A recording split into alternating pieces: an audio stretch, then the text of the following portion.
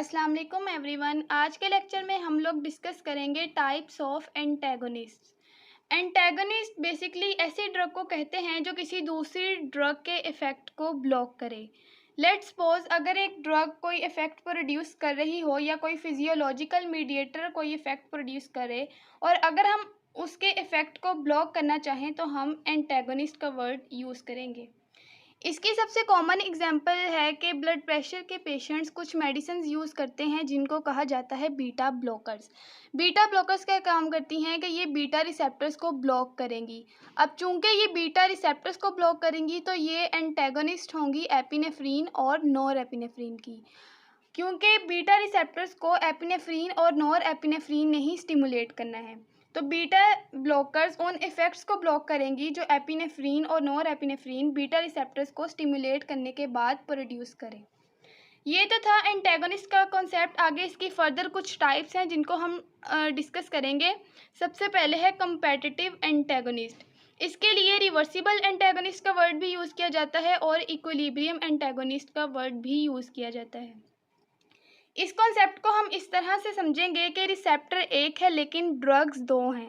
तो दोनों drugs receptor की बाइंडिंग साइट को ऑक्यूपाई करने के लिए एक दूसरे के साथ compete करेंगी और दोनों ड्रग्स रिसेप्टर के साथ रिवर्सिबली बाइंड करेंगी, यानी कि कोई भी ड्रग रिसेप्टर के साथ हमेशा बाउंड स्टेट में नहीं रहेगी। दोनों ड्रग्स रिसेप्टर के साथ कंटिन्यूसली अटैच होंगी और उसके बाद फिर डी अटैच होंगी। थर्ड वर्ड हमने इक्विलिब्रियम एंटेगोनिस्ट का यूज़ किया, यानी कि अगर हम किसी एक ड्रग को लें तो किसी भी गिवन मोमेंट पे उस ड्रग के रिसेप्टर के साथ अटैच्ड अमाउंट और डी अटैच्ड अमाउंट इक्विलिब्रियम में होगी। अब अगर हम इस ग्राफ को देखें तो इसमें एक्स एक्सिस पे कॉन्सेंट्रेशन है और वाई एक्सिस पे रिस्पॉन्स है। इस ग्रीन लाइन को अगर हम देखें तो ये है एगोनिस्ट डोज रिस्पॉन्स कर्व। तो हम देखते हैं कि इतनी थोड़ी कॉन्सेंट्रेशन में हमें ये रिस्पॉन्स अचीव हो रहा है। ये ग्रीन लाइन उस केस में होगी जब सिर्फ एक एगोनिस्ट हमने दिया हुआ है और कोई भी एंटेगोनिस्ट हमने अभी यूज़ नहीं किया।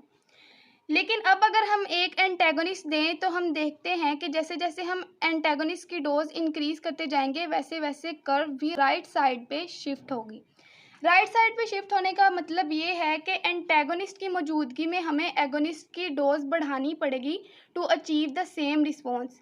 यानी कि पहले जहाँ किसी एगोनिस्ट का एक मॉलिक्यूल कोई इफ़ेक्ट प्रोड्यूस कर रहा था तो अब एंटेगोनिस्ट की मौजूदगी में हमें उसी इफ़ेक्ट को अचीव करने के लिए एगोनिस्ट के दो मॉलिक्यूल्स यूज़ करने पड़ेंगे। इसको कहते हैं डोज रेशो। डोज रेशो का मतलब ये है कि एंटेगोनिस्ट की मौजूदगी में हमें एगोनिस्ट की डोज बढ़ानी पड़ेगी to achieve the same response. Competitive antagonist के बारे में सबसे इम्पोर्टेंट बात यह है कि इसमें कर्व की शेप चेंज नहीं होगी, सिर्फ कर्व जो है वो राइट साइड पे शिफ्ट होती जाएगी। मोस्टली क्लिनिकल प्रैक्टिस में जो एंटेगोनिस्ट यूज़ किए जाते हैं वो रिवर्सिबल या कंपेटिटिव एंटेगोनिस्ट ही होते हैं। इसकी एक एग्जांपल हम पहले डिस्कस कर चुके हैं जो कि बीटा ब्लॉकर्स की थी कि ये भी रिवर्सिबली अपने रिसेप्टर्स के साथ बाइंड करने के बाद अपना इफेक्ट प्रोड्यूस करती हैं।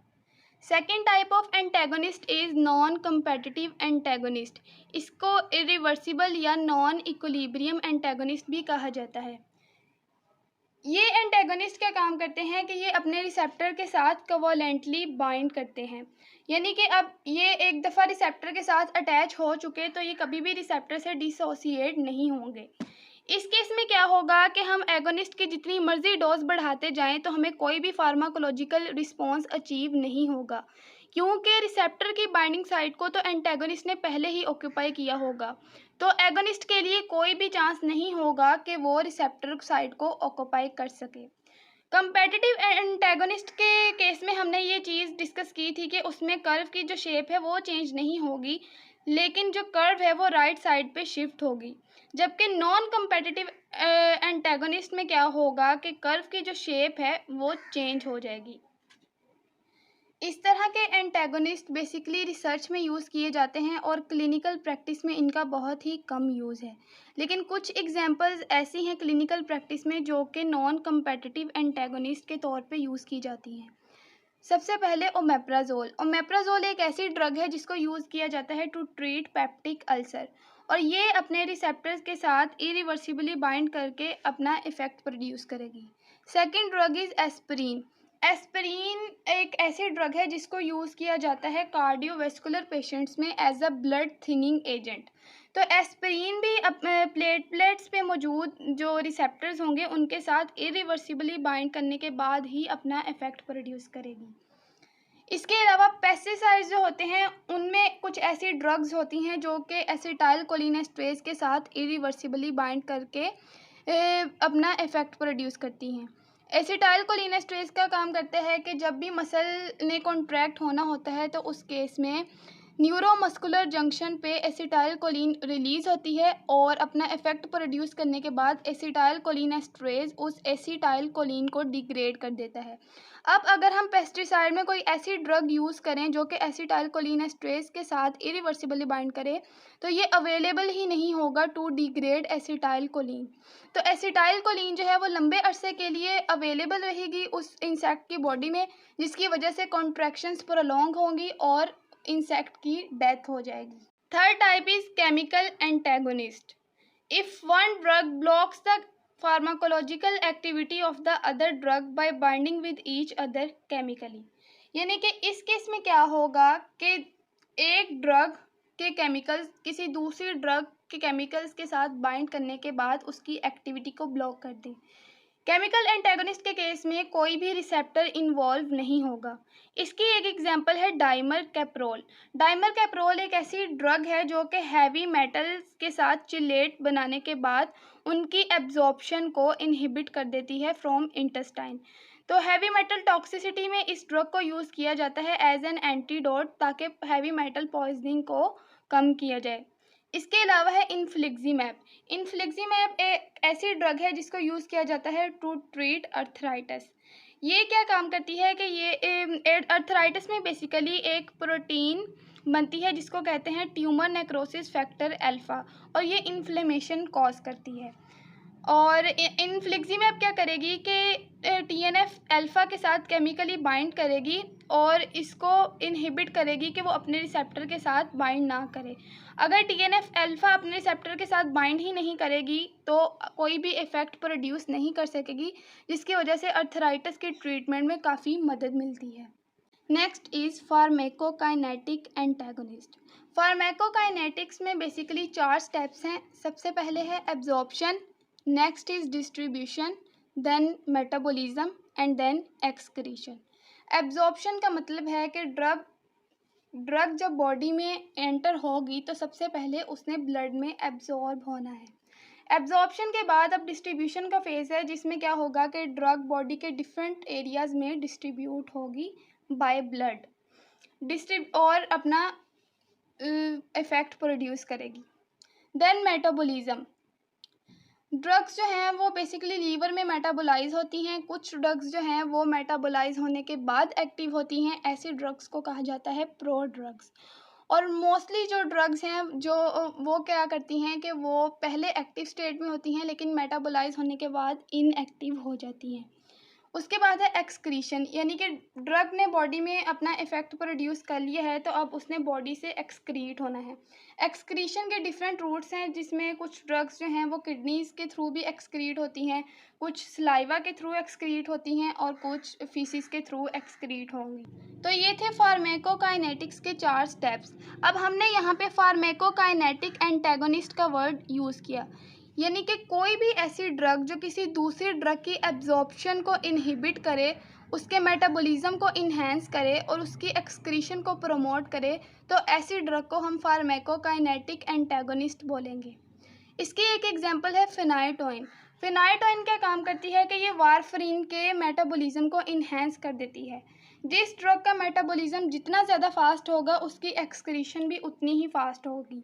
वारफरीन चूँकि एक एंटीकोगुलेंट ड्रग है तो जब इसका मेटाबॉलिज्म इन्हेंस हो जाएगा तो इसका एंटीकोगुलेंट इफेक्ट कम हो जाएगा। Next one is blockage of receptor response linkage. These antagonists block the downstream signal transduction pathway without occupying the receptors of agonist. यानी कि ये एगनिस्ट का काम करेंगे कि ये रिसेप्टर साइट को ऑक्यूपाई नहीं करेंगे, लेकिन उन रिसेप्टर्स के एक्टिवेट होने के बाद जो इफ़ेक्ट प्रोड्यूस होगा ये उसको ज़रूर ब्लॉक करेंगे। इसकी एक एग्जांपल है केटामीन। इस ड्रग को यूज़ किया जाता है एनेस्थीसिया में, और ये ड्रग क्या काम करेगी कि ये एनएमडीए रिसेप्टर्स के साथ बाइंड नहीं करेगी, लेकिन उनसे प्रोड्यूस होने वाले इफ़ेक्ट्स को ज़रूर ब्लॉक करेगी। एनएमडीए रिसेप्टर्स बेसिकली क्या काम करते हैं कि इनके साथ आके ग्लाइसिन और ग्लूटामेट जो कि एक्साइटेटरी न्यूरोट्रांसमीटर्स हैं आके बाइंड करती हैं, और जिसकी वजह से कैल्शियम का इन्फ्लक्स स्टार्ट होगा। अब केटामीन चूँकि इन रिसेप्टर्स के साथ बाइंड नहीं करे, लेकिन इनसे एक्टिवेट होने वाला जो सेकेंडरी मैसेंजर है उसको ब्लॉक करेंगी, जिसकी वजह से कैल्शियम का इन्फ्लक्स भी नहीं होगा और जो नर्व इम्पल्सेस हैं वो ब्लॉक हो जाएंगे। Last one is physiological antagonist. These antagonists bind with entirely different receptors, however, it triggers a pharmacological response that opposes the response of another drug. यानी कि ये ड्रग्स अपने अपने रिसेप्टर्स के लिए तो एगोनिस्ट का काम करेंगी, लेकिन एक दूसरे के इफ़ेक्ट को अपोज करेंगी। इसमें हम हिस्टामीन और नॉरएपिनेफ्रिन की एग्जांपल को डिस्कस करेंगे। हिस्टामीन हमारी बॉडी का एक फिजियोलॉजिकल मीडिएटर है जो कि एलर्जिक रिएक्शंस में प्रोड्यूस होती है। हिस्टामीन H1 रिसेप्टर्स के साथ बाइंड करने के बाद ब्रोंको कंस्ट्रिक्शन करवाएगी और वेजो डायलेशन करवाएगी, जबकि नॉरएपिनेफ्रिन एड्रिनर्जिक रिसेप्टर्स के साथ अटैच होने के बाद वेजो कंस्ट्रिक्शन करवाएगी और ब्रोंको डायलेशन करवाएगी। यानी कि हिस्टामीन और नॉरएपिनेफ्रिन दोनों अलग अलग रिसेप्टर्स के साथ बाइंड कर रही हैं, लेकिन ये दोनों ड्रग्स एक दूसरे के इफ़ेक्ट को ब्लॉक कर रही हैं। तो आज के लेक्चर में हम लोगों ने डिफरेंट टाइप्स ऑफ एंटेगोनिस्ट को डिस्कस किया, जिसमें सबसे पहले competitive antagonist, then non competitive antagonist, chemical antagonist, pharmacokinetic antagonist, blockage of receptor response linkage, और लास्ट पे फिजियोलॉजिकल एंटेगोनिस्ट को